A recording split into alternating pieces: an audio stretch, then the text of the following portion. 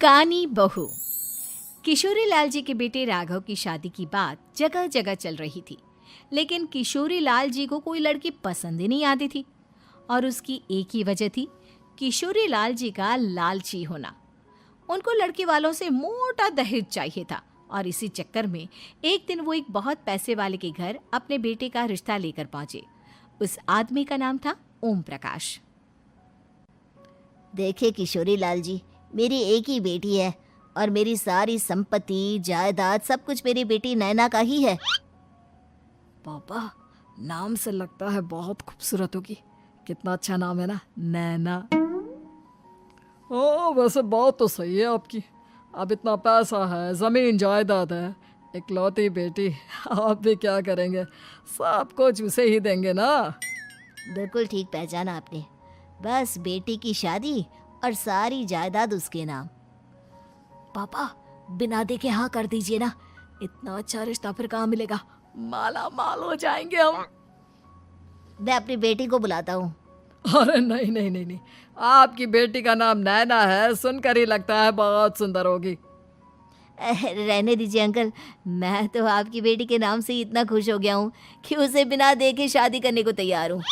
अब तो मैं उसका चेहरा सीधे शादी के बाद ही देखूंगा।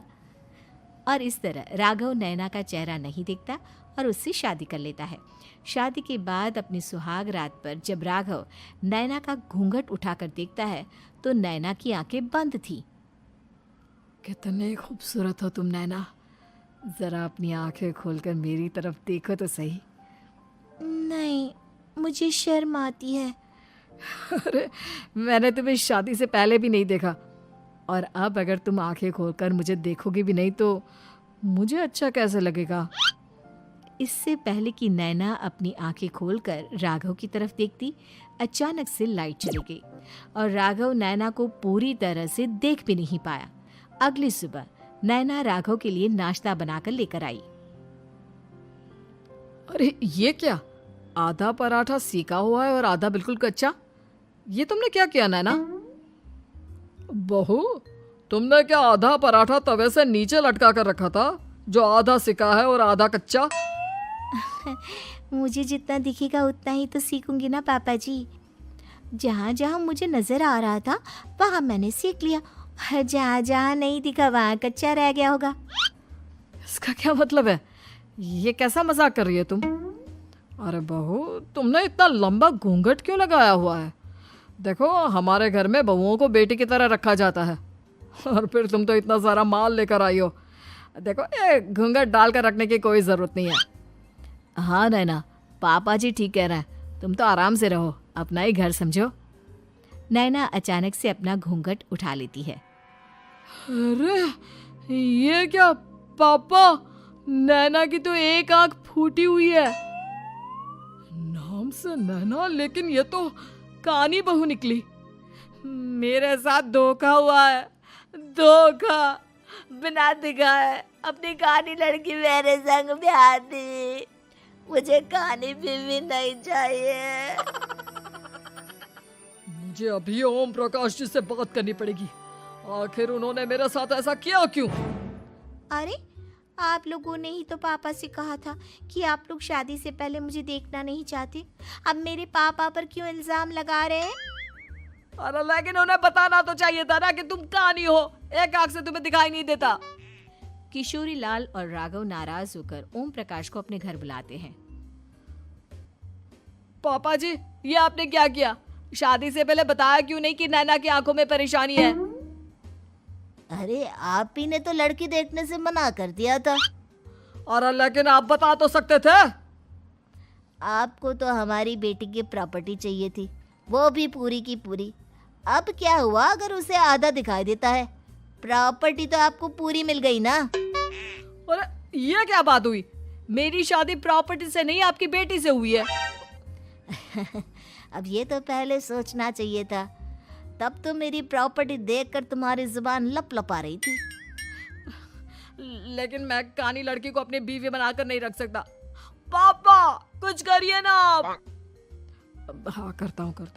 देखिए ओम प्रकाश जी, आप हमारे साथ ऐसा नहीं कर सकते। और तुम देखो, अगर तुमने मेरी बेटी से शादी तोड़ी ना, तो जो भी प्रॉपर्टी मैंने तुम्हें दी है वो तो पूरी की पूरी वापस ले ही लूँगा, और आधी प्रॉपर्टी तुम्हारी भी लूँगा। अरे मेरी आधी प्रॉपर्टी भला क्यों लेंगे आप?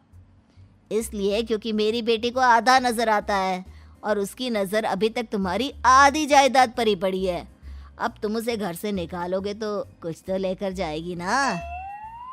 और अगर हम आपकी बेटी को अपने घर की बहू बना कर रखे तो? तो तुम्हारी पूरी प्रॉपर्टी तुम्हारी ही रहेगी, और जो मैंने तुम्हें दिया है ना, उसमें से बस मैं आधा लेकर जाऊंगा। अरे लेकिन अब आप अपनी दी हुई प्रॉपर्टी में से आधी वापस क्यों लेकर जाएंगे?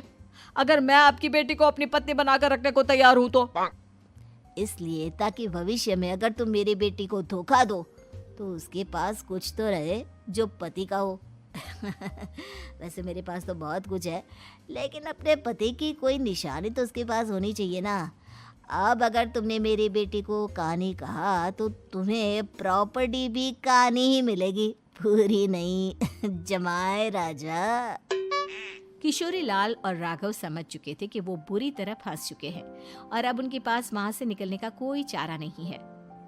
अब समझ में आया ना, लालच बुरी बला होती है। एक तो तुम्हें प्रॉपर्टी मिली, ऊपर से बीवी मिली, उसमें तुम्हें नखरे भी दिखाने हैं। आए बड़े, चुपचाप बैठो दोनों। कुछ दिनों के बाद नैना राघव की कार लेकर बाजार घूमने निकलती है और जब कार लेकर वापस आती है, ये क्या? एक तरफ से मेरी गाड़ी पूरी खराब हो चुकी है। लगता है तुमने मेरी गाड़ी को किसी दूसरी गाड़ी के साथ एक्सीडेंट किया है। अरे अरे कितना बड़ा नुकसान कर दिया तुमने बहू। वो क्या है ना पापा जी, मुझे एक आंख से दिखाई नहीं दे रहा था, सामने से गाड़ी आ रही थी। मुझे तो सिर्फ आधा ही दिखाई दिया और वो गाड़ी मेरी कार से रगड़ते हुए निकल गई। अब मैं क्या करूं बताओ? आप इसे ठीक कराने के पैसे कौन देगा? तुम्हारे पापा। तुमने मुझसे इस तरह से बात की? अभी रुको। नैना राघव की शिकायत ओम प्रकाश को कर देती है। देखो राघव, अब जो मेरी आधी प्रॉपर्टी तुम्हारे पास थी ना, उसमें से आधी और मैं लेकर जाऊंगा, क्योंकि तुमने मेरी बेटी को डांटा। अरे नहीं नहीं पापा जी, गलती हो गई, माफ कर दो। गलती की तो कोई गुंजाइश ही नहीं। अगली बार मेरी बेटी को डांटा तो बची हुई आधी में से आधी और ले जाऊंगा। लालच के चक्कर में हम दोनों ने बहुत बड़ी गलती कर दी बेटा। एक तो तुम्हें कानी बहू मिली और ऊपर से जो माल मिला वो भी काना। इस तरह राघव की हर एक गलती पर ओम प्रकाश उसकी प्रॉपर्टी का आधा आधा हिस्सा लेकर अपना सारा माल वापस ले गया और राघव को कानी बीवी से काम चलाना पड़ा। भाई लालच वाकई में बुरी बला है।